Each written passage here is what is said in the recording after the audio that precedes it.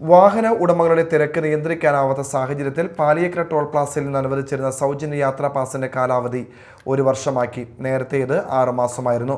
June 1 മുതൽ സമർപ്പിച്ച അപേക്ഷകർക്കെല്ലാം പുതിയ പരിഷ്കാരം ബാധകമാകും.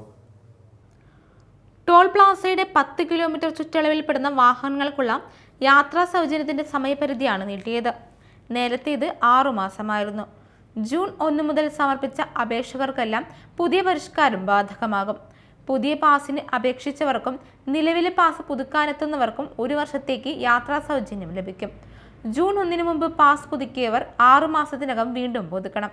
തുടർന്ന് ഇവർക്കും 1 വർഷത്തെ കാലാവധി ലഭിക്കും. വാഹനോടമകൾ ആധാർ, വാഹനത്തിന്റെ RC ബുക്ക്, റേഷൻ കാർഡ് എന്നിവയുടെ പകർപ്പുമായി എത്തിയാൽ പാസ് എടുക്കാം.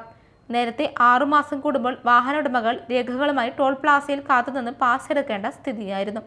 10 കിലോമീറ്റർ ചുറ്റളവിലുള്ള പഞ്ചായത്ത് നിവാസികൾ താമസ സർട്ടിഫിക്കറ്റ് സമർപ്പിക്കണമെന്ന വ്യവസ്ഥ ഒഴിവാക്കിയിട്ടുണ്ട്. Media time, Thrissur.